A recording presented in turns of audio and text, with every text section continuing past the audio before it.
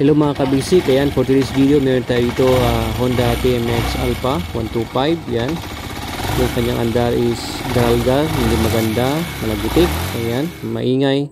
At syempre pag ganyan is mahina na yung hatak at delay na yung acceleration minsan, hindi na maganda yung idle nya. Kaya ayusin natin, syempre tune up muna natin yan ng valve clearance. Okay, check natin yung kanyang clearance kung malawak na. Yan, tanggal natin yung dalawang cup dyan para diyan natin ikutin at syempre tignan yung timing mark nya. Alright, para sigurado tayo, huwag tayong mag-estimate. Ayan, so syempre tanggalin muna natin din yung kanyang cup, cylinder head cap natin, tatlong bolts yan. Ayan, tanggalin na natin. Ayan, pag medyo mahirapan kayo, i-crank nyo lang unti. Ayan, and then matanggal na yan. Alright, ayun, so syempre kailangan muna natin top dead center nga. Ayan, ikutin natin yung magneto gamit tayo ng 14mm. Ayan, counterclockwise. So nag exhaust stroke siya, and then intake, compression, saka natin siya titignan unti-unti sa kanyang magneto. Ayan, so yan na po. Syempre dalawang guhit muna. Ayan, and then next isang guhit, mamaya yung fire. Yan, at next dyan is yung ating T, letter T, yung top natin, top dead center. Okay, yan na. So talagang ayos natin na mabuti, ano, ilapat natin sa timing mark. Yan, okay na, nakalapat na. Check na natin. Yan, rinig yan, malagitik na. Okay, malawak na, so adjust na natin. Yan, pasok natin yung ating filler gauge.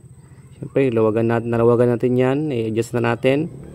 Kayo na bahala mga kabisik kung anong gagamitin nyo. Pwedeng 0.08 mm intake at saka exhaust, or pwede din na 0.05 mm intake at exhaust. Pero ang ginamit natin dito is 0.05 mm.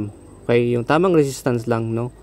Huwag ding masyadong mahigpit. Okay, ayan, tamang hila, tamang resistance, tamang adjust, higpitan mo na, okay na. Alright, ganun lang mga kabisik, ano. At pag hindi mo nakuha sa unang bagsak, unang adjust, walang problema, kahit paulit-ulit yan, basta makuha mo yung tamang resistance nya. Yun, okay na, okay na. Ayan, yun, smooth na, pitan na yan. Next naman sa ating intake naman natin. Ayan, intake naman. Ayan, ganoon din. Okay, para maganda yung pasok ng ating air and fuel mixture sa ating combustion chamber. Siyempre, yung ating mga valvula is mag-open, mag-close yan. Ayan, so siyempre pag nakuha natin yung magandang tune up ng valve clearance natin, maganda, makukuha natin yung ma-maximize natin yung pasok ng air and fuel at mas malakas yung pagsabog. Okay, yan.